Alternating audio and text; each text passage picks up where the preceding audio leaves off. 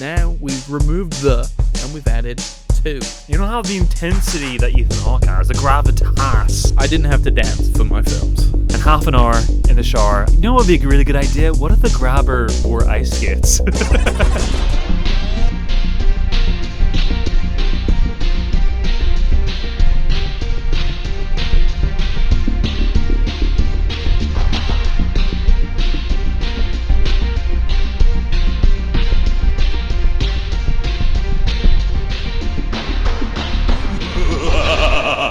Hello and welcome to another episode of The Film Angle, a podcast where we dive deep into the latest releases and unearth the classics to better our cinephilic curiosity. I'm Kris. And I'm Alex. Alex, have you got something to say? Have I got something to say? I'm Alex, or am I the grabber? More like the grabber's little cousin. Whoa. You don't have the intensity that Ethan Hawke has, the gravitas. What are you saying? I feel like I'm the grabber's daddy. Well, you've lit yourself in a red room. It's like Kylo Ren screaming, "Daddy, notice me!" You know? Oh, do you know what? You actually are right about that. I'm channeling as much Ethan Hawke. I've got the hair. You do have the hair. I'm trying everything here. And then for our audio listener, sure. If you're not on the video stream right now, me and Kris have gone to the effort of making this as Halloween-y as we can. And yes, I am wearing a makeshift grabber mask, and Kris is our makeshift skeleton. Oh, I was going for Santa. You going for Santa? Yeah. Okay. No. You had it right the first time. Both DIY passion projects from our significant other. I wouldn't say passion projects, but no, we had significant help from our better halves, didn't we? Yes, yeah. Your makeup looks great, Kris. And then thank you. I was worried because my significant other isn't in the house today. That if I was to do my own spooky makeup, it had the potential to offend somebody with how bad it was. It would have been amazing. No, it would have been amazing. So I decided instead to go for more of a half mask thing, so I could still articulate, as we are a podcast after all. And then I bought this half devil mask. Sure. And then when it arrived, and I'm pretty sure it arrived the day after we watched the Black Phone 2, and I was looking at it and I put it on, and I was like, if you were to spray paint this white, I'd almost look like the grabber in a way. And she was like, absolutely, went to town with it. And then she even, not only did she spray paint it white, but she obviously put in a lot of the black detail as well on the mask. So I'm very happy. Because if it was just me, I just would have spray painted it white. And you would just have had like some kind of weird, somewhat Phantom of the Opera type mask on myself right now. It'd be very flat, but I would have been. Well, it is interesting because like the mask, like just the idea of the mask you're wearing right now, this half mask, it does kind of remind me of Phantom of the Opera a little bit, just by the design of it. You know what I mean? Oh, okay. But better, obviously. But better, yes. No, the Phantom mask is iconic. It's iconic.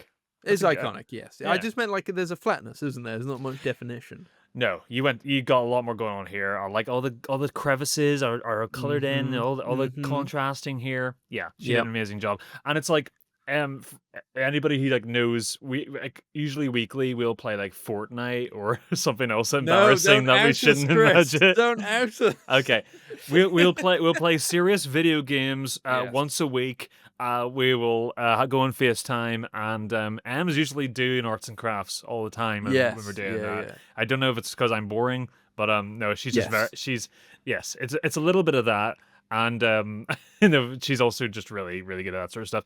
And also, I had to shout out to Lauren because she did an awesome job, and spent like an hour and was obsessing over the mustache. Anybody could see it. I don't know if it's high def or not, but like there is a mustache here, and I'm going to spend half an hour in the shower after this recording tonight, desperately trying to scrub it off. I hope that it does not come off. Would that be funny for you? Would that be good? Funny for me. You enjoy that? For me. It does. Like she's done a very good job on the mustache. Yeah. If she was pulling her hair out over it. Yeah. Yeah, if you hadn't pointed it out, I would have assumed that you'd shaved your upper lip there. It's I very probably good. It's very good. And we had a few technical difficulties before starting this mm, episode, where you were very low res, and because you were so low res, I couldn't see your eyes, and you did just look like a full blown skull. And I thought yeah. that was very cool. And Maybe that isn't to take away from the fact that in high res, should I we could, like upload some of those photographs? yeah. All right, they're here. They're here. I'm putting them on the screen for Absolute our nightmare YouTube fuel and for everybody. S- Spotify video followers. Speaking of nightmare fuel, Alex, Yes. Ooh. you famously have an amazing term for this period of the year where you've Yes. always watched horror movies over the period of October. I guess like I have too, but you've coined a phrase for it and Y- it's amazing. What is it? Yes. Em and I, we always call October Horror October. Whoa. Yeah. How Crazy. did you come up with that? How did I come up with that? I am just a wordsmith like no other.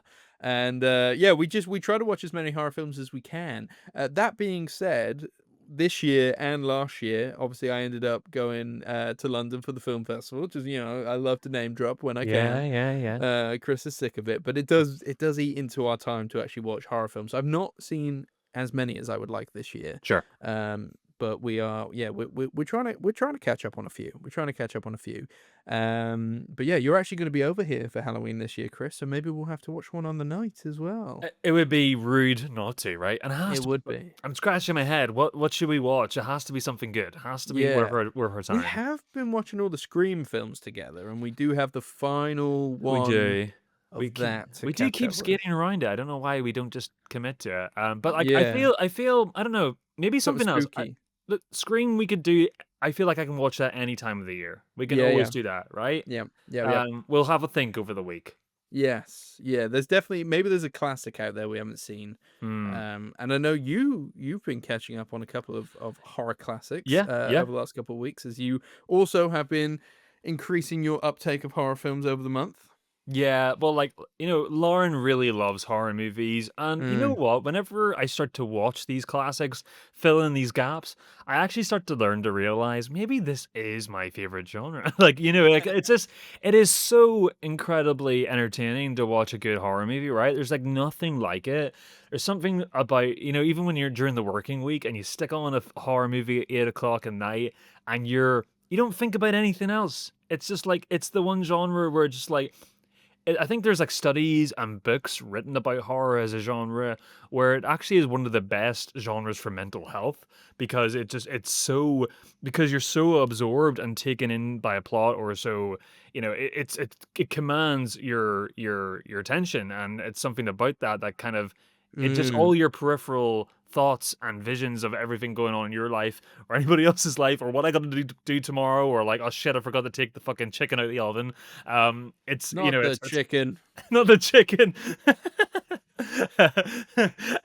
Yeah, it kind of goes away. I mean, and I feel like horror movies when they really work, when you're a kid or you're a teenager, and like we all remember the first time we watched Goodfellas, we all remember the first time we watched like our first Mm. Tarantino film or something like that felt very cinematic. But I feel like those moments are superseded by our first proper like scare. Like Yeah. being so scared that you had to look behind a pillow. First time you've ever seen Alien on screen, Mm. Jaws.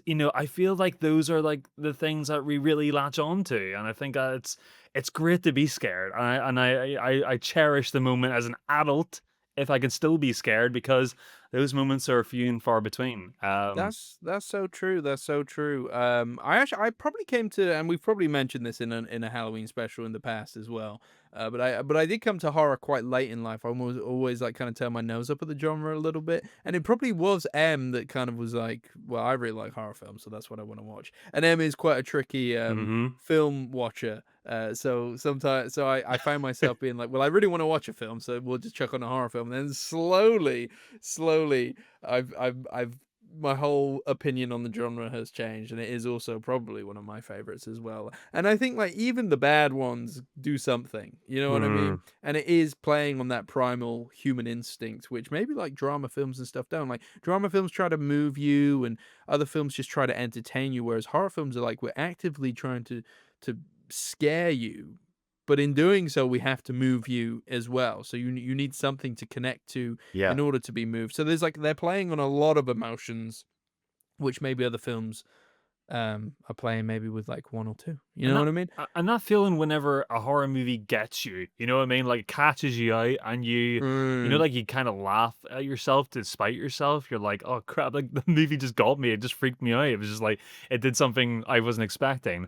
And that goes hand to hand with how, like, communal it is too. Like you're saying, watching them with your partner, like, yeah, I feel the same with Lauren. Like, those are some of our best movie watching experiences because it's yeah. something that we can like share together really intensely, and we can pause it and be like, holy shit, what was that about? And you're like, it's a real sharing sort of experience. So yeah, it's a fucking fun genre to spend a month dedicated to if you can. Yes, yes. I am trying to think of the horror films I saw as a kid, which I shouldn't have. And there's not many, unfortunately. Yeah. I remember watching the Saw films quite early on. That was like on my iPod under my bed. I would watch them.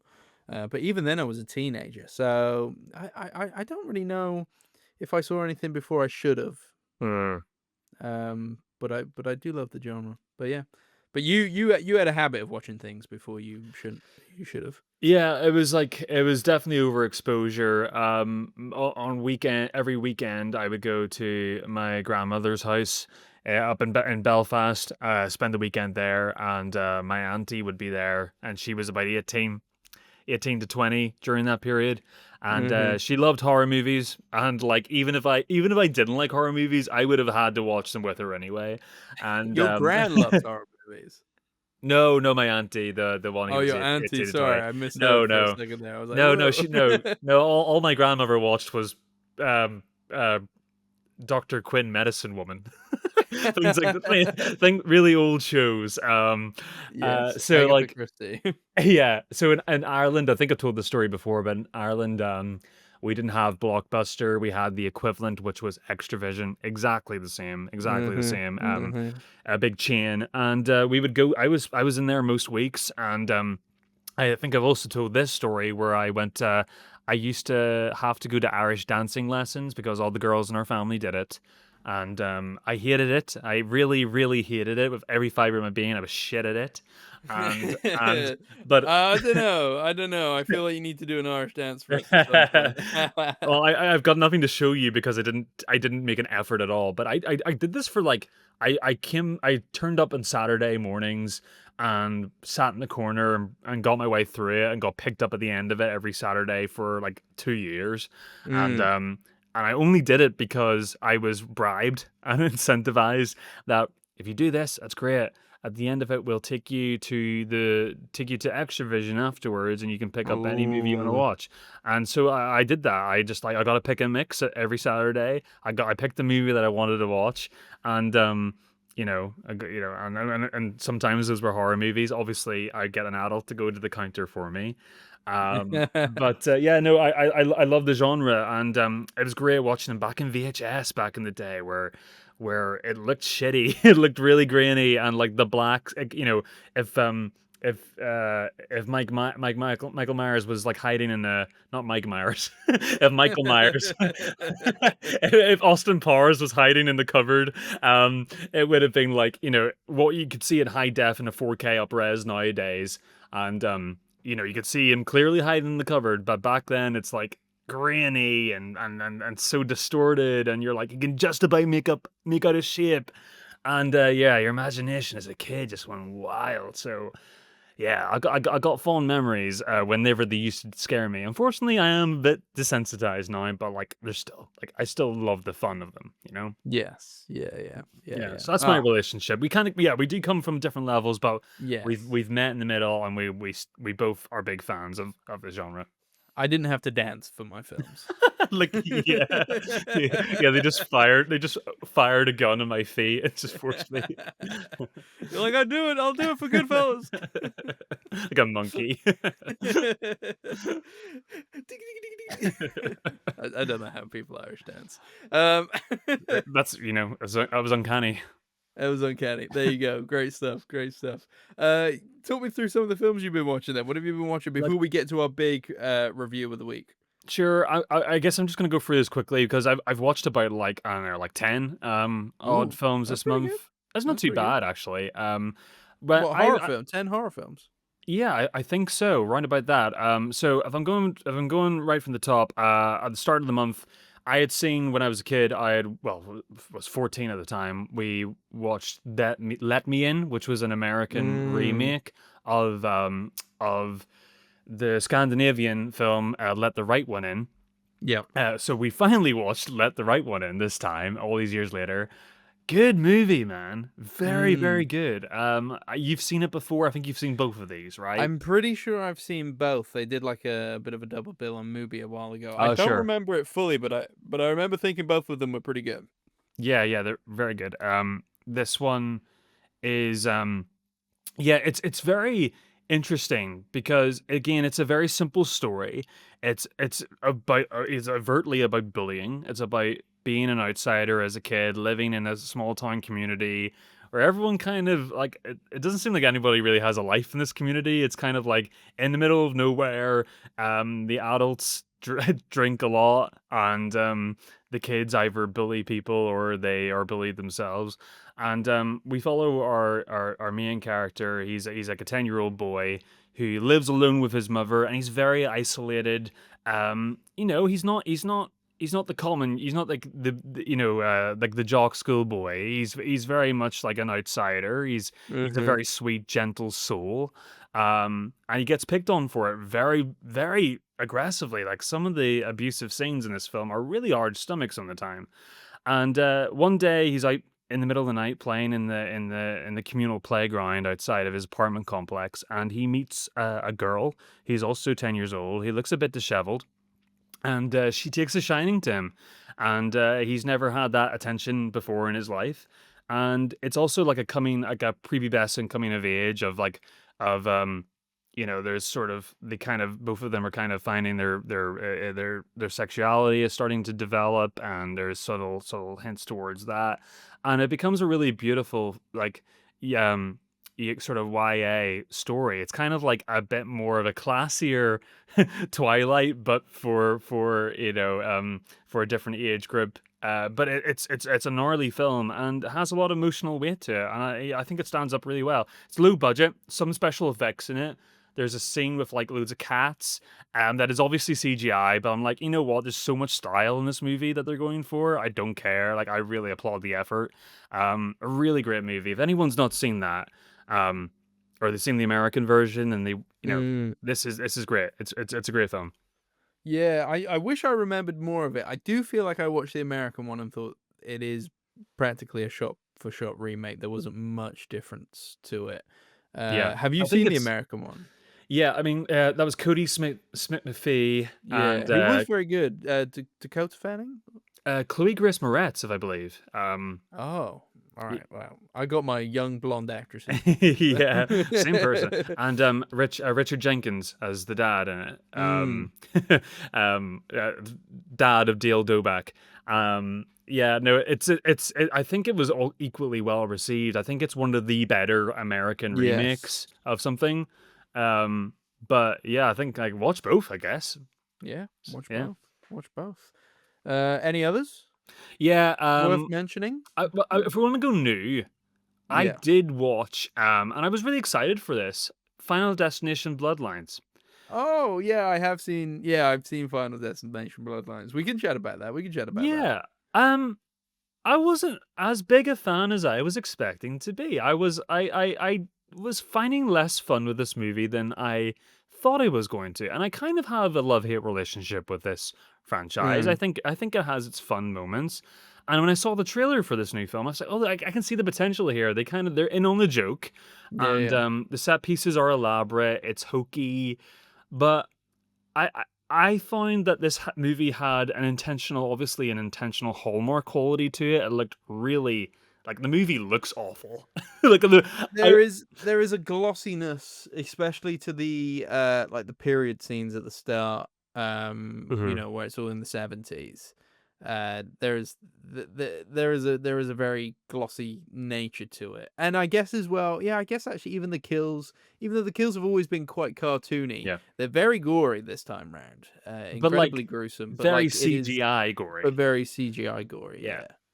Yeah, I guess, like, I find the story just a little bit dull this time. I think it kinda did the Jamie Lee thing that they did in the Halloween David Gordon Green remake, where it's like, "Oh, the woman from the opening scene in the movie, she now lives in one of these fortified houses in the middle of nowhere," and it's like, Yeah, and then we get this kind of unknown cast of characters that we have to follow through.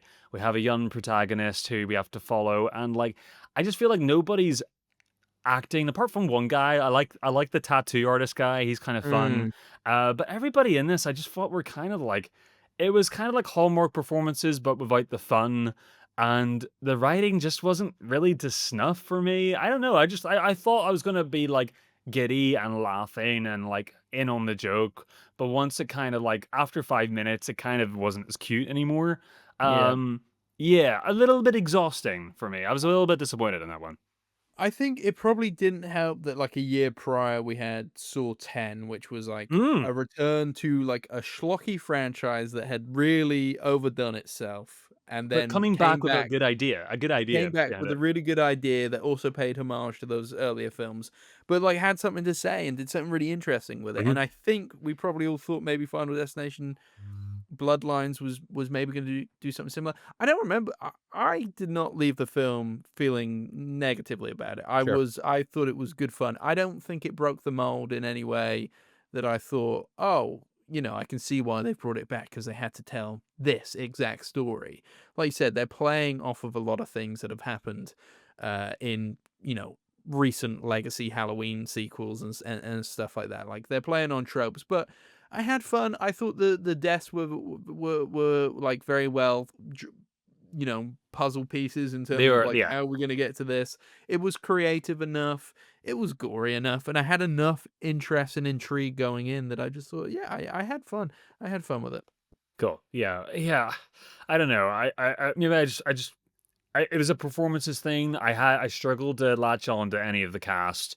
And like for me that's a really big issue. Like it felt a little bit like we were watching a TV show. Did it feel Hmm. like, you know what I mean? But you know, yeah, I guess I should have known what I was going in for, but the trailer just kind of led me into believing that there would have been something a little bit more intelligence behind it. Um, and a little bit more filmmaking because I do think the film, like, I know these films aren't supposed to be lookers, but I do think this movie is awful looking. I like, there's not one shot in the film that you would screenshot and think, yeah, that looks good. I don't know. I don't know. I Mm. struggled more than I thought I would with it, but like Fair enough. that's me. Fair enough. That's me. I had fun. I had fun. No, you didn't have fun. I'm not letting I you have did. fun. I did. No, it's good, man. Yeah, I haven't watched as many this year, so I've been trying to catch up with a few. I did Mm, Together, which was okay. yes. The Alison Brie, Dave Franco one about a couple that through some kind of supernatural thing that happens in the plot, find themselves gravitating towards each other in a less than ideal fashion. But I couldn't like even though Alison Brie and Dave Franco are a couple in real life, they play a couple here Yes. where they're on like the last legs of their relationship and they're like doing these things to like almost like try and kickstart their relationship again. They don't You're not rooting for them despite the film wanting to kind of, I guess, go from like a bad place to a better place, like through hardship and all that kind of stuff. But I was just like, you guys need to break up. Well, This ain't like working. doing things, do you mean like they're like exploring their sexuality more to kind of kickstart their relationship? Is that what you're saying? No, no, but that is a thing in the film is that they haven't been intimate in a Oh, long time. okay. But yeah, they're very. This is at the very start of the film. Their relationship's like a little bit like, oh, this is friends are telling Alison Brie like you should break up with him. Dave Franco, you're finding out like he had this career that kind of has gone off the rails since he's been with Alison Brie. And then she's moving and he's upping his whole life to move with her into the middle of nowhere and he can't drive. So Mm, he's going to become very dependent on her. And mhm. in this goodbye party, as they are like in this moment, Alison Brie decides to like get on one knee and propose to him with an imaginary ring, and it's really awkward because Wow. nobody really knows what to do when this happens, and neither does Dave Franco, and he doesn't really react in a good way to begin with. He just doesn't react at all. He's just like he just can't comprehend what's happening. So that's where they kind of start you off. It's kind of really uncomfortable, and then yeah, you kind of like, guys, just break up, just break up. It's not meant to be. Yeah. Yeah. Anyway, Interesting. that isn't the point of the film. You know, it has some great body horror. It has some pretty gruesome elements. Sure. Like the poster itself is like literally Yeah, like their lips are attached or whatever. Like, yeah, yeah, yeah. Like, there's a lot of intrigue as to like what's actually going on, and why this whole kind of weird stuff is happening. And like, I was interested throughout, but by the end of it, I was just like, okay, cool, and I kind of forgot about it afterwards. It's not something that lingered with me. Just something that I was like, okay, I guess that was that. yeah. Oh man. It was fine. It was fine. I then rewatched the Black Phone, but we can chat about that later when we actually Yeah, talk yeah, about yeah, the yeah. big film, the Black Phone 2. I just wanted to catch myself up with that. I did watch a really bad one though on Amazon Prime called the Poughkeepsie Tapes, Okay. which is a very like it's very low budget film. Do you remember Lake Mungo? We watched Lake Mungo together. Yeah, pretty good. Pretty good. Yep, yep. And that was recommended to me by Ben of the Cineboys, who I watched it with the Thank you, year Ben. prior, and then I think I brought it to you afterwards. But yeah, it does that very similar thing that Lake Mungo does, where it's like it's trying to be a documentary, and Lake Mungo is very like you couldn't if somebody told you this was real, you'd be like, okay, I'm watching an actual documentary. Mm. When you say like, there's not a lot of it where you're thinking this is hammy or weird. I guess so. I mean, as that film progresses, you kind of like you're more aware of the construction of it, but like it does a very good job at like letting you still buy into the conceit of it that it's a documentary. I Yeah. will, yeah. It does a good job of that. The Poughkeepsie Tapes from the off is shit. And is it It is trying to convince you that it's like it's real, quote unquote real?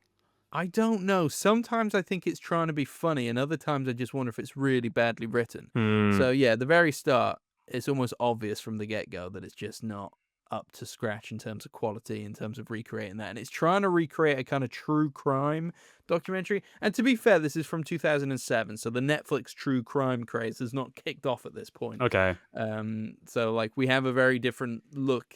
We have a very different outlook on true crime documentaries today compared to what we did in 2007. But still, everything about this was pretty bad. And then you get these tapes from a proposed serial killer in the Poughkeepsie area, which is just outside of New York, I Hmm. believe. And these tapes are like so horrifying, terrible. But it's basically just some guy kind of sexually and violently kind of abusing women, and it's kind of sadistic. It doesn't know. I didn't feel like it was trying to say anything. It was just almost like an excuse to kind of film some pretty like horrible things on screen. Yeah. But like at the same time, it felt so hammy that there was almost like a distance between me ever thinking that like this was a scary thing that was happening, because the whole thing kind of rang false anyway. Yeah. Can I So ask you? Can yeah, I ask you something? yeah. Why this film? Why was like what made you pick this one? So me and Em were trying to figure out films that can play on our projector, and Amazon Prime runs really well on the projector. So Why we were scroll why are you struggling? some You struggling with other platforms? Okay, so Netflix, because we're on the minimum payment of Netflix, you can't cast it. So on the ad Uh, one, you can't cast Netflix, so we can't watch that up there. And then we do have Plex, but Plex doesn't run very well on the projector hmm. at all. So we're kind of stuck between either like if anything's on YouTube or if something's on Amazon Prime. I'm trying to think if there's others. When I had Mubi used to run pretty well on it. So we were like, all right, Amazon Prime runs well. There's not going to be any issues with buffering, etc. So I was kind of like scrolling through horror films, and we've added a few to our watch list, and this was one of them that came up and just looked like relatively interesting. Like the premise had us interested. Hmm. So yeah, and it was an hour and a half. How wrong we So we're like, were. great. We'll watch it before bed. Em fell asleep. Yeah, I I was about to wish. say that she fell asleep. Yeah, Em fell asleep. I wish I fell asleep. It was so dull, but as you know, I find it very difficult to fall asleep during films, You're so very good at that. I used to be amazing at that, but like, yeah. when I go to your house though, I feel very cozy. I feel very safe. I feel very Mm, encapsulated. So I'm like, this is a really nice place to fall asleep right now. yeah. Yeah, Maybe I need to make it feel less safe you for should you. put tax on the seats or whatever. Yeah. Yeah, so that one was shit. Oh, well, that's great, Alex. What next? I did watch a pretty good one, The Dead Zone, David Cronenberg film, Oh yeah, with Christopher Walken. heard of He him? Heard of him? Yeah. Yeah, yeah, but quite an interesting film, quite an odd film as well. Not in terms of the premise. The premise is actually really interesting. Hmm. So Christopher Walken gets in a car crash and he's in a coma for 5 years, and so when he wakes up, his whole life has changed. His girlfriend's now married with kids, like all that kind of stuff that he has to deal with. And then on top of that, he has this newfound power where if he has skin on skin contact with somebody, like even just grabbing their hand, he can see their future to some extent. Um, the film is quite unfocused as to how it actually wants to, and this is an 80s film, and probably many people have seen it anyway, so I might be preaching to the choir here, but it kind of goes through a bunch of different storylines as to, like, at first he's rallying against having to use this power, as he doesn't want to just become some kind of freak show, but he ends up Hmm. saving a few people's lives through it. Then, the police force want to start using him to help catch a serial killer, so he starts joining them on Oh jobs. wow. And Okay. and then when that goes to a different place, like, he then is once again back in a place where he doesn't really want to use it. But Martin Sheen turns up about like 3/4 of the way through the film, it feels like, almost, as like a very like dodgy, almost Trump like politician, very corrupt, very awful. And there is a moment when Christopher Walken shakes his hand and he sees bad things happen in the future with his due to his Wow. politics, and then he has to figure out, like, do I go and kill him? So to stop this terrible future from happening. So is like some of it is quite funny in a way. In that kind of like 80s kind of schlockiness Like of it all. naivete about the future sort of stuff. Yeah. But it is fun. It is fun. It's very unfocused. Like I heard somewhere that apparently there is a TV show that got made out of this, and that would make sense because each different storyline could be, a season of TV within Hmm. itself where you could explore that. That's Uh, interesting because, like, I feel like Cronenberg's films are like that a lot, where they're quite episodic. Like ugh, things like days, cycles pass, and we're on to the next part of the story, and we're like, it's they're very day by day movies in yeah, general. So yeah. yeah, that makes sense. But yeah, that was a fun one. I enjoyed it. I Hmm. enjoyed it. Didn't love it, but I enjoyed it quite a lot. But that kind of brings me to the end of my horror October so far. And apart from that, like we said, we'll get a film on Halloween itself, I'm sure, and maybe a few Yes. more during the week. We'll figure it out. Sounds good. Sounds good.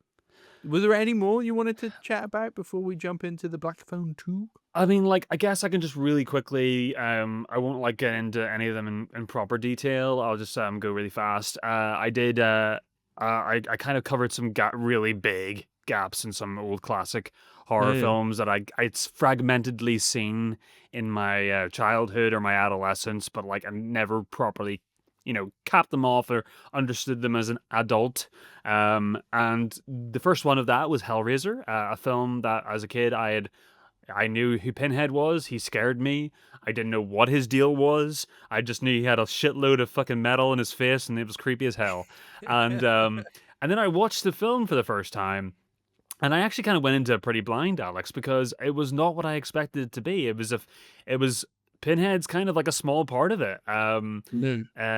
They're part of a race of people called the Cenobites, and the Cenobites live in a different realm, which is kind of close to hell, and it can be activated by this sort of Pandora's box, sort of like device thing. Well, if somebody interacts with it, they open it up, and the Cenobites, including Pinhead, comes and claims you, takes you to their realm, and inflicts the most nastiest pains imaginable to a human body. So, um, it attracts people who can't um cannot get enough of sexual pleasure out of reality and are looking for the next thing. So Oh. this film explores sexual repression in marriages, um sort of deviant delights and despair, and also it's kind of like that sort of 80s 70s thing where it's like, you're going to be punished for for kind of wanting those things, and the movie's going to be really nasty and gnarly about it. So it's just like a really intense, really creepy drama, actually, of all things. That kind of escalates in the third act, which is kind of poltergeisty, but like the BDSM, gory horror. Really cool and very different, very different. Like, this movie is very singular. When you watch it, it has a feeling to it that's different to any horror movie you've seen. It's a British-American co-production, so American actors, but they're acting in British council estates. It's got a really interesting vibe to it. So definitely recommend it. And then I watched. I actually watched the original Exorcist. Isn't it terrible? I've never seen it before. I've not seen it either. I've not seen it either. It's terrible. I've never seen it before. I have a lot of classic horror films. Yeah, I think. that one, 1973, and like, I guess we all know our parents or grandparents or anybody, or anybody of our previous generations telling us what a big deal that movie was when it came out, and people were literally scared to go see it. A lot more of a God-fearing country that we lived in, 50 odd years ago, and so like, I guess to a modern viewer, you have to be kind of appreciate that some of that stuff can kind of feel a bit cute. It's not like, I wasn't scared watching this movie, but William Friedkin as a filmmaker is incredible, and there's nothing that takes away from the fact when you watch this movie, it is a really well absorbing drama, like really well made absorbing drama that kind of slowly festers and unfolds, and has some really good like tertiary, subsidiary subplots, all really meld really well and together, and some great performances. So yeah, really glad I kind of capped that one off, got that under my belt. And then the last one, which I only watched the other night, absolutely loved. And I'd watched parts of it with my dad when I was a kid. Rosemary's Baby. Again, kids should not watch this. About women, about cults forcing women to be inseminated by the devil, and have their baby. It's really good. I mean, it's a very basic plot about a woman who feels like she's going mad, but she's not going mad. She really is experiencing a coven of witches that are living in this apartment, that are ganging up on her and spiking her drinks, gaslighting her, infecting her relationship, and all so they can bring in the devil in the form of a baby, without her even knowing about it.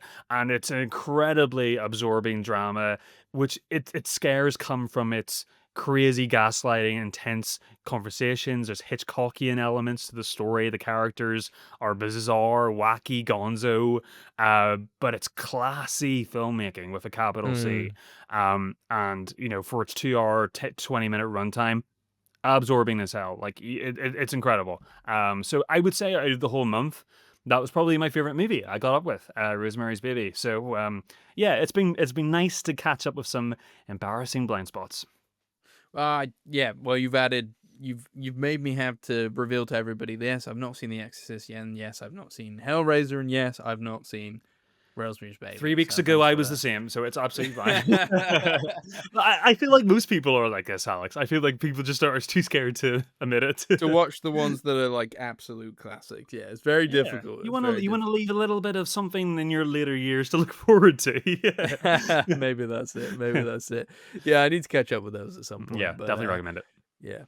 Sounds like you've had a good October so far. It's been a lot of fun. Hopefully a few more to get in there while we can. Kris, shall we move on to our big release of the week? Let's do it.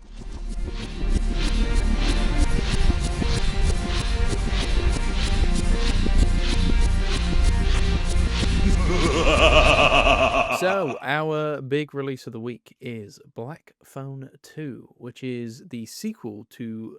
Was the sequel Black Phone? Or was it The Black Phone? Was it? I think it was The Black Phone, right? Yeah. So The Black Phone. Now we've removed the, and we've added 2. Scott Derrickson, director, returns, as does our kind of trio of main characters from the first film. So Ethan Hawke as the grabber, Mason James and Madeline McGraw as the two kids who have now very much grown up. Yeah, this is the sequel. You would think, in a way, you couldn't sequelize the first film. And I guess we kind of have to spoil the first film a little bit to therefore talk about the second film. But shall Yeah. we try stay clear of spoilers for the second film for the time being? Yeah. Yes. Yeah. We'll get further into certain elements of Black Phone 2 later, but for now we're in the spoiler-free section. That being said, we kind of have to talk about the first one because it is a direct follow-on. So if you've not seen the first, just go away and watch both of them, then come back. Yeah. So at the end of the Black Phone, the grabber, the infamous child kidnapper and killer, is killed by our main character Mason, who plays Finney. And therefore, he goes back to his life with his sister, who has this like somewhat slight supernatural ability where she can, where she has like premonitions in her dreams. And their dad, who was somewhat emotionally abusive, and physically abusive actually as well. I shouldn't, Oh yeah.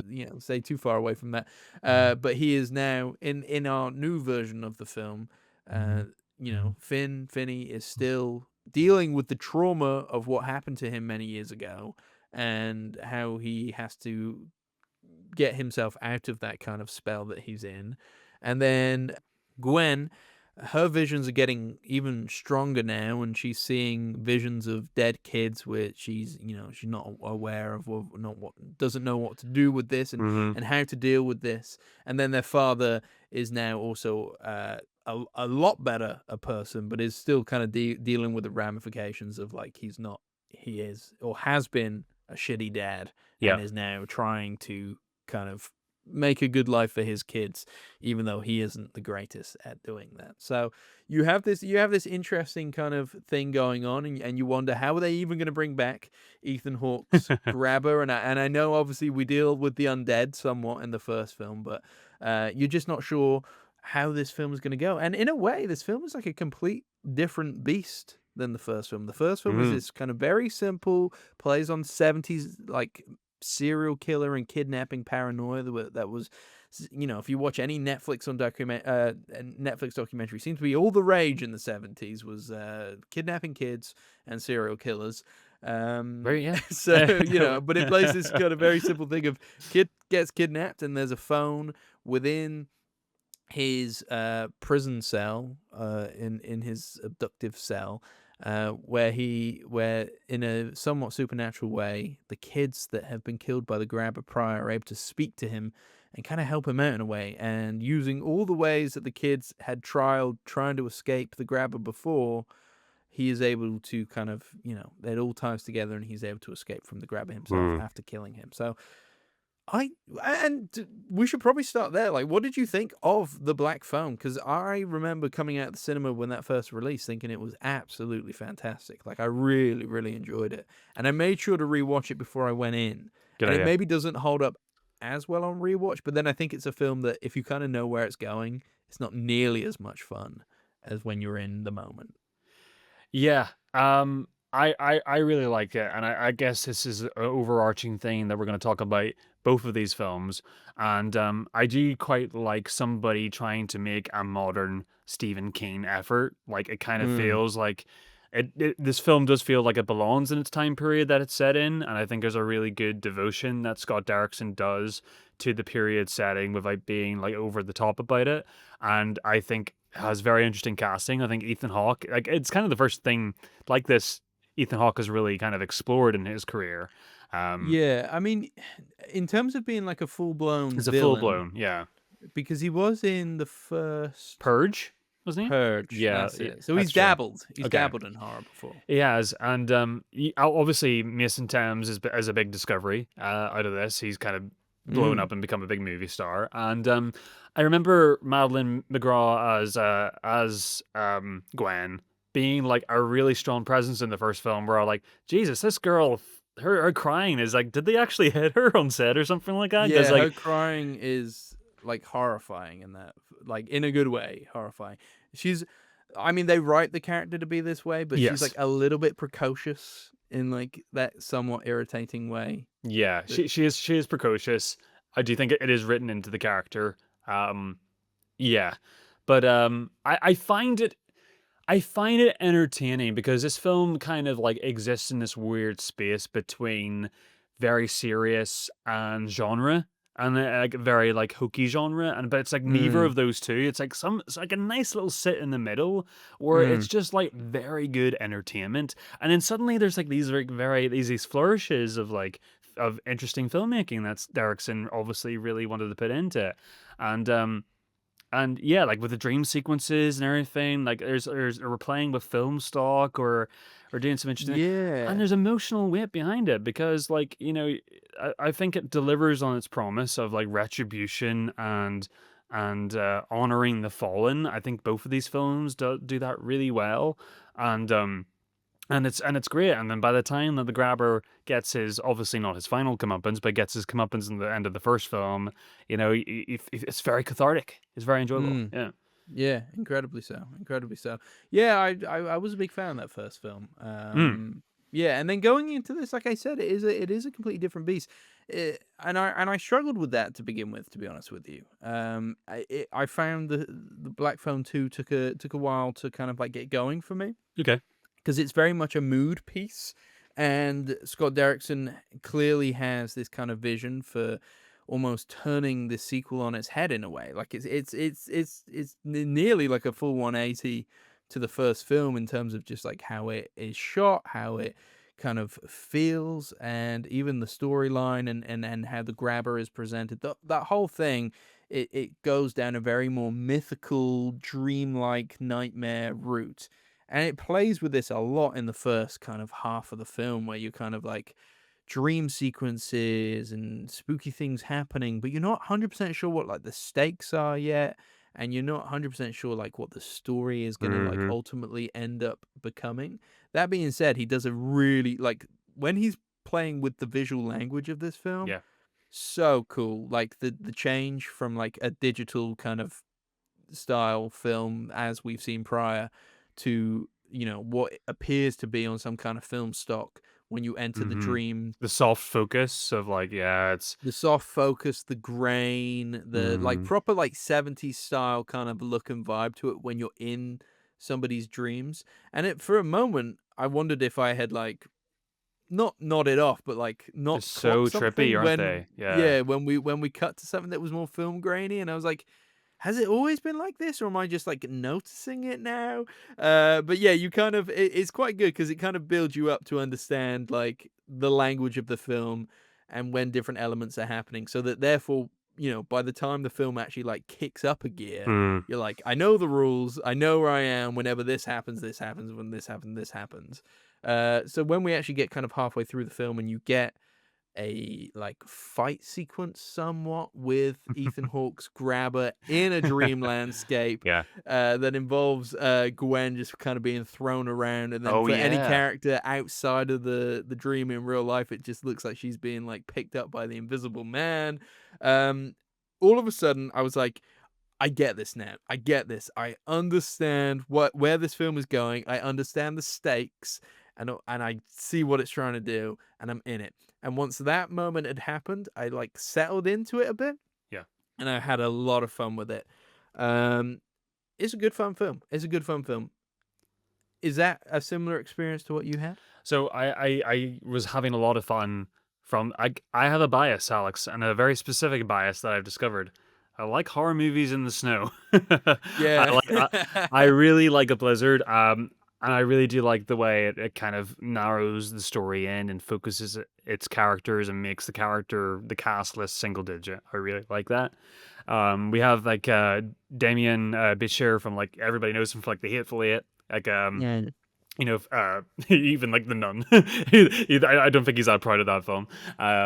But he's like, I really, what I like about this is that this is a reconciliation movie. This is a film about dealing with, like, we kind of finished The Black Phone and we were like, okay, yeah, it's kind of ended. And then, but when this film started unpacking all the relationships, obviously with Finney It's what happens if we follow the character who survived the last time around, and is supposed to be a hero, and how he deals with that. And the answer is, well, realistically, not very well. Mm. He's lashing out in school. He is adopting really bad habits. He's becoming very insular, very, very to himself, and kind of a bit cold, for lack of a better term. But this movie is very cold. But he's becoming very cold to life, and kind of suffering with almost like an anedonia sort of trait to his character, in a way where he's struggling to kind of enjoy things, and that's very fun to explore. And then also with the father figure, all the adults, and it kind of does the thing that Stephen King movies sometimes do, but his books are more nihilistic, where it's like, oh well, it's like the it thing. What happens if I go, right, I'm running away from this horrible boogeyman. I go to run to my parents, but there's no help there. There's only more horror. There's denial, and I'm an idiot, and no one's going to help me. I can't go to the police. I can't go to anyone of a certain age. And it was kind of really refreshing to see a movie where the adults could all be won over. It was really nice to watch, like, oh my goodness, like, and then this sort of coming together, this healing wound of a film where everybody was just like, yeah, there's something, I don't know, like, you kids you're saying something to me. I don't know what it is, but there is being some crazy shit happening, and like it makes sense. So let's all like see if what happens. And it's like really fun whenever that third act comes in, and Mm. everybody's rallying together. Is trying to set these traps for the grabber. Um, I just find it like a lot of fun. The film is really oddly cozy in that way, where I just yeah, but like, you know what I mean. Like there's a quality to this film that is like it's unsettling. Like the dream sequences are really well done. I would see a whole movie just the way that is shot with the film stock. But there's just something about everybody coming together. The characters are all likable. There's catharsis. I thought some of the emotional beats with the mother's background hit really well. Um, Mhm. yeah, like I actually dare to say I love the Black Phone, but I kind of enjoyed this even more. I thought it had a reason to exist, which is really rare for a sequel, and it's great. Taking in a different direction. It makes it the Freddy Krueger sequel of the first one. I thought it justified itself plentiful for me. Yeah, to be fair, I 100% agree with you there. Like, I wasn't sure what they would do with this, but I'm really happy with Mm, what they did, and I like the fact that it is very different. Um, it plays a lot with kind of the storylines of the first, and I do feel like it kind of retcons a few elements, which maybe we can get okay. into later on. But I do think logic-wise, you had to kind of do a little bit of like, okay, I guess that makes sense. I'm gonna have to go with Yeah. this film. There's like a few elements here where you're just like, all right, I guess we're going with this. Like Mm. that's fine. I think you Um, had to probably like I guess you sort of appreciate the fact that like I think Scott Derrickson before he made Black Phone would have never had number two in mind. Like, no, and yeah, not like this either. Like I don't think you finish the Black Phone and go, all right, this is the sequel. This is something that yeah, has come up when he's probably been drinking with with the writer who is Stephen King's son, isn't he? Not or the writer of the short story originally, right? uh-huh. Um, because it's C. Robert Cargill who's written all of his films with, but they're probably like having a laugh. Ethan Hawke's probably there, and they're probably philosophizing about like, how trauma affects you, especially Yeah. childhood trauma and stuff like that. And I'm No, like, wouldn't it be funny if we could like could apply that to the Black Phone too? And you just know somewhere along the line they've had this like mad brain idea, and they've jumped on it, and they've gone like, yeah, this would be great. This would be great. This is what that film feels like, but it's good in it- a really good way. that's a good point. And they're also saying, you know, what would be a really good idea? What if the grabber wore ice skates? Yes, yes. Yeah, because you get a more kind of fantastical grabber here. Hmm. Can we get into spoilers so I can Yeah. start talking about like the grabber a bit more and all that kind of stuff? Sure. Shall we Sure. say spoiler warning from here on Spoiler out? warning from here on out. Spoiler. Spoiler warning from here on out. Spoiler. Spoiler warning. Spoiler. Spoiler. It doesn't take away from the film, but an element that I did find interesting, and this goes across both films now. We have only physically watched the grabber kill one person across two films. We've been told he kills a lot of people, and we've seen his victims once dead. But he doesn't kill anybody in this film. And in the first film, he only kills his brother. Well, he kills, like, we don't see his face, but we see him kill like 3 boys in dream sequences in this film, right?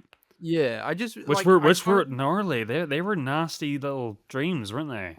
they were. I just thought that like I don't know. I just find it interesting. Like even there's an element at the end of the film where he kind of cuts into the two kind of churchgoers' heads, Yeah. and they don't die. They survive. Everybody in this film They got a survives. little nip, yeah. Yeah, they just walk off at the end with their hands on It was the movie scolding them, saying like that's what you get for being nasty. Yeah, yeah. I just so I was interested, and I would love Okay. to understand what the reason was here to keep everybody alive, and not. I thought we were gonna make the grabber more of a kind of like threat, and Hmm. although he was, in that moment where you understand that the dream world and the real world can physically like manifest in Gwen getting hurt and other people being affected by this. The stakes were all of a sudden really high, and you're like, okay, you die here, you die there. And there's a horrible moment where she's in bed, but in the dream world, she's running away from the grabber, and he like whacks her with the axe. It's almost like he pokes her almost, and like Yeah. blood just starts gushing from her Yes, arm yeah. while she's sleeping. Horrible, horrible. That bit really got me for some reason. I just thought that was so like, It ooh. was like a proper visceral deep cut, wasn't it? Yeah, Yeah, I yeah. think it was just the nonchalant way he just kinda, like, poked her with the axe. I think there Mhm. was something kind of, like, weirdly sinister about that. Yeah. I But think yeah, I find it interesting that he is, like, a bit of a like, he is scary, but, like, I don't know. We've seen him killed by kids twice now. yeah, well, like I guess it's kind of like empowering victims in a way because I think if anybody if history teaches us like anything about serial killers, like not the fantastical ones, like the real ones, like even like the Zodiac killer or anything that we kind of build a big mythology over, like over anything, is that they're actually kind of pathetic, weedy men at the end of the day. And like Mm, whenever it comes down to it, they just got really lucky and were deceptively very clever about how they did things. And I think the movie does a really good job at like showing for those dream sequences how horrible and disgusting and pathetic the killings of these young boys was. mm, That the threat's always there, but I think the film's really interested. I think the first movie did a really good job at making us disgusted and sort of fearful, and this movie is more interested in kind of fighting. It is a fight back of a movie, and mm. I think he was never really not threatening because he was always teasing Finney throughout this film, going like, "I'm not gonna get, like I'm not gonna do this right now, but when I'm gonna do it, it's gonna fucking hurt, and I'm gonna absolutely, I'm gonna like Mm. absolutely end you in the most horrible, horrible way." And then and that was quite scary. But yeah, it was kind of fun just to see him gonna get the shit beat out of him at the end, and I think the movie was kind of interested in just like became a little bit of a family drama at the end. Mm. Yeah, it's I can't say that's how I felt about it anyway. I'm not saying this was like a massive negative or anything like that. It was just something I picked up on where I was It like, we're yeah, trying to make the grabber a thing here, but he's not really. it's not succeeding. Yeah, like everything he's done prior to the events of the film. Which I guess is kind of similar to the first film. He's not in the first film lots. He's in this. He's more of a physical presence in this film Hmm. than he is in the first film. I think Ethan Hawke does a really good job Oh yeah, of kind of vocally because you never see his yeah. like face completely in this film. No, And he which is just funny yeah because he's such a big actor, isn't he? Like, yeah there's a decision there from him to be like, no, no, this character can be mess the whole time. I don't need to be a big thing in this. yeah. Oh, he's got good instincts, right? Oh, Ethan Hawke is the greatest, man. Yeah. He's the greatest. Hmm. What did you think of the retcon of the grabber killing Finney and Gwen's mum in the past? Right. Okay. So this is something I saw the film when it came out in cinemas, and I'd forgotten that plot point. So I guess it didn't bother me because just out of my own sheer ignorance. And maybe like that's something that I would have had a similar experience with like to you if I had rewatched the film. Maybe I would have hit up against the same things as you did. Yeah. But I watched a recap video because before I went to see the video the movie Mm. very quickly. So I remembered everything that happened in that. But no, I forgot about that. Yeah, yeah, yeah. I mean, So you in had you it. kind of head up against that a little bit. Well, not so much. I was just interested to know where you kind of went with it because it was one of those things where I thought, oh, okay, like we're trying to establish him as having more of a past with his family. But I do think so. In the first film, you're led to believe that their mum took her own life I guess the second film because does say it too. Actually, yeah. the presence of these kind of premonitions that Gwen has became too much, and nobody believed her, and all this kind of stuff, and that it became so much this power essentially um, that she took her own life. Oh yes, So yeah, because there her is mother had the no same powers. Yeah. yeah, so that is something that Gwen has to deal with the fact that she also has this thing. People still don't believe her, apart from Finney, and then she has to kind of deal with the fact that like this special ability of hers led to the death of her mum. But obviously, in the second film, we find out that's not the case so much. It's because one of her premonitions led her to find out that the grabber, who she used to work with, has been kidnapping kids, and upon stumbling about this, he then ends up killing her and making it out to look like she's taken her own life. Mm-hmm. Um, which I think kind of changes a lot of the relationships from the first film. It's no longer just like a random kidnapping. There's more of an emotional connection there. You know, I've killed your mum and now I'm coming for you. But Yeah. like none of that kind of plays out when he finds out the name of Finney in the film. Like none of it It kind also of massages the audience to kind of warm to the father whenever he comes back into the picture too, because he blamed himself his entire, yeah, his entire rest of his life for being responsible from his behavior for her death. yeah, So it kind of alleviates him of that pressure too, and yeah, kind of warms us to him also. Yeah. yeah. It's one of those things where it's like you kind of have to go with it because it retcons stuff from Yeah. the first film to an extent where it's like that doesn't 100% make sense anymore, but fine, I have to go with it.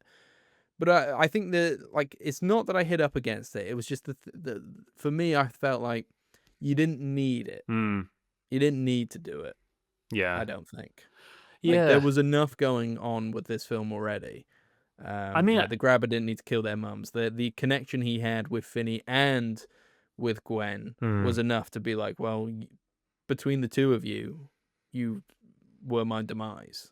Hmm. And then the mum didn't play into anything else because she worked at this camp, but she didn't play into any of the stories of the kids getting killed or anything like that in the past. So I didn't know She why kind we of needed her in it. she kind of visits Gwen through that sort of black phone dreamscape and kind of consoles her and mentors her through kindness and say, tells her that like, yes, you will have this forever, but you will get through this and you will find a way to make it work. And Mm. I did find like the phone call at the end, like, yeah, Oh yeah. it's overt. Like it got me. It did get me. It got me. Oh, it's emotional. Yeah, Yeah. like it is. Yeah, And I it think was. I think to know that she met her demise to the grabber lended to that. So Do I you think so? suppose maybe for me, yeah. But it is interesting. I mean, like that's where I said like it's kind of genre film, but it's also kind of serious, and it's somewhere in the middle where it can kind of get away with things like that, where Mm. like I'm very aware that I'm watching the movie when I'm watching the black phone too, Mm. but it's also good. So like I think it's a unique movie. As sequels go, and also like I said last week, it's just called it Black Phone 2. Great, great. We didn't need Yeah. Black Phone Last Rites, or yeah, the Reckoning, or I know the Ringing. Yes. It is. Yeah. I overall big fan. And none of the things I just brought up No, you. like proper things that like, oh, I didn't like it because of this. It was just things that I was like, oh, you didn't need to do this, and also maybe you could establish the grabber as more threatening in the moment. Yeah. But do you know what? Like I was really happy with it, like to do something completely different, not retread similar ground. Just kind of go a little bit more bonkers with it. And yes, for me, it did take a minute to warm up, and I wonder if I was to rewatch it maybe that would disappear because I knew what kind of film because if I was to go in knowing what kind of film I was getting into, then maybe that kind of stuff goes away. But at the start, I felt myself just being a little bit, almost like quite aware that I was watching a film because I was just trying to figure it out at Yeah. the same time as like also trying to just let myself absorb it. And yeah, maybe that didn't help that I'd watched the first one like the night before, or maybe even the night before that. I can't remember. It was in pretty quick succession, and obviously I watched the trailer once, so I knew it wasn't going to be a rehash of the first one. But I entered it going, what are we trying to do here? Like it's really moody, and it's like really cool, Yeah. but like I don't know, The trailer like was interesting because it literally did not tell you what the film was. lots of It snow. was mostly just shots of like Finney in the phone booth. Yeah, Yeah, which is it kept its cards close to its chest, but yeah, it was a lot more than that. it was, and that's fair, and I like that. I like that about it. And you're right.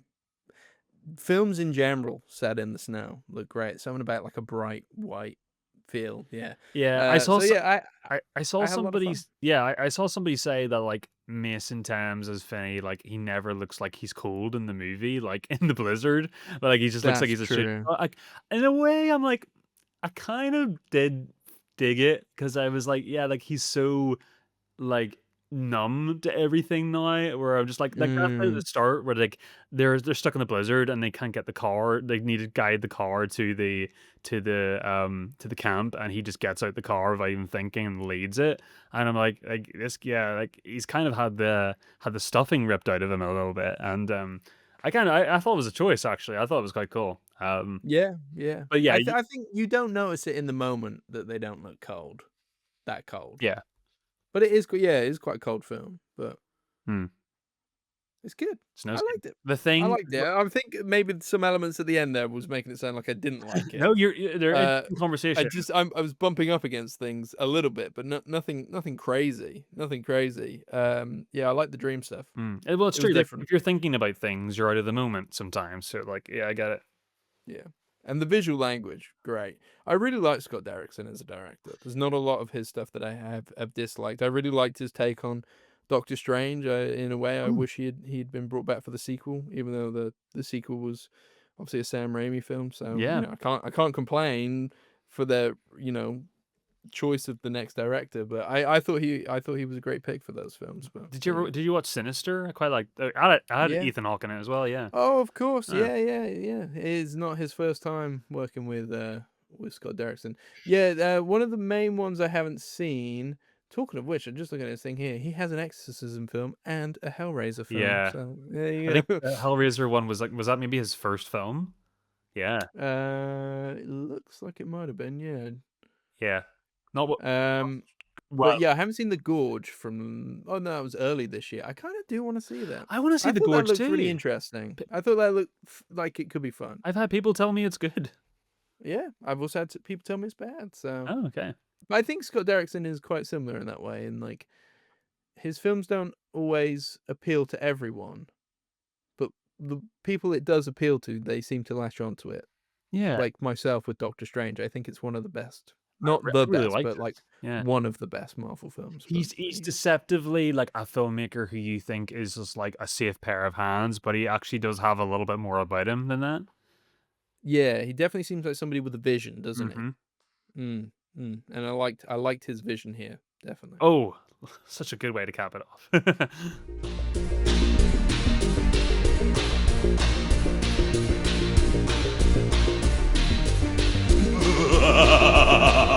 You had enough of Halloween yet, Alex? I've had enough of this mask. It is really sticking to my face. Confused. If I can't get it off tonight, I peel it off. I've just got the remnants of Of the grabber just peeled off of my face, bloody and bleeding. Which is kind of how Ethan Hawke looked like in The Black Phone 2 in a way, didn't it? Like it was just a He looks like he fleshy grabber man. burnt his face. Yeah, yeah, Yeah, I think it was supposed to be like almost like frostbite, wasn't it? yeah. It It was supposed did. to be Like like very frostbitten. if you had like a sheet of ice and you just ripped it off your face, just yeah, Mm. yeah. Yeah, fleshy. Yeah, next week we are gonna take a little break. We've been very good at not doing that a lot this year, but we're just gonna take a week off with things going on. And to be honest, as we run up into Christmas, there might be the odd break here and there, but we'll see how it goes. Yep. We'll see how it goes. We have plans for the rest of the year, and some pretty good episodes incoming. But yeah, next week having a break, and then we'll be back. And the idea at this rate, but don't hold us to it, is we're going to watch Frankenstein and Vertigo, which is our second to last film on the Sight and Sound Greatest Films of All Time list. And the good thing about us reviewing Frankenstein is I've already seen it, so I don't have as much work to do over the next 2 weeks. Well, it's not homework to me. I'm really looking forward to watching that film. Big Guillermo del Toro fan. Yeah, hearing like very well received, but like maybe like some people are, maybe yourself included, Alex. I don't know. Like have some things reservations with it. So yeah, I mean, we'll get into it on the next episode, but you have been much more of a fan of Del Toro's recent work than I have. I think you would say. Yeah, Other sure. than Pinocchio, which I think we both really yeah. loved. But like Nightmare Alley, Yeah. what's the fish one? The Shape of Water, also known as The Fish.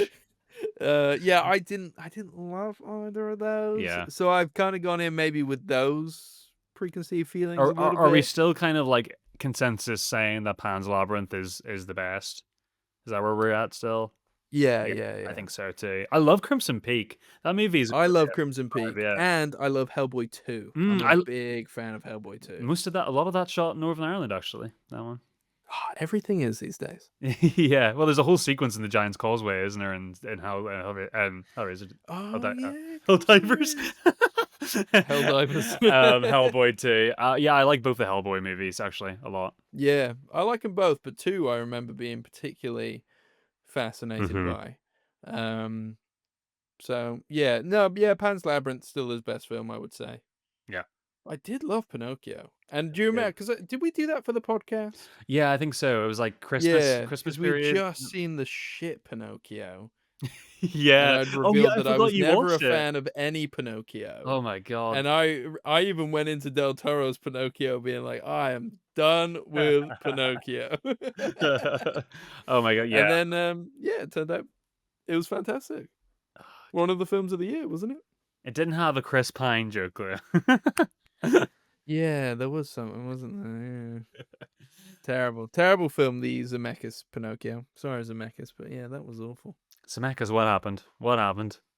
What happened? Anyway, that was a long way of saying nothing happening next week, but we'll be back the week after, all right? Okay. Looking forward to Alex. Brilliant. I'm looking forward to taking off this mask, so let's get it to the outro, baby. Okay, let's do it. That has been the episode for this week. If you've enjoyed it, make sure to leave us a 5-star rating or review. We do really appreciate it. And if you'd like to keep up to date with us, make sure to follow us on Instagram and TikTok at The Film Angle. We also have a Film Angle playlist. If you want to listen to what we listen to, you can find that in the show notes. Be sure to catch us next week for more cinematic discussions. But for now, 2 weeks. But for now, goodbye. Bye-bye. See you later. Happy Halloween. Happy Halloween. Boo.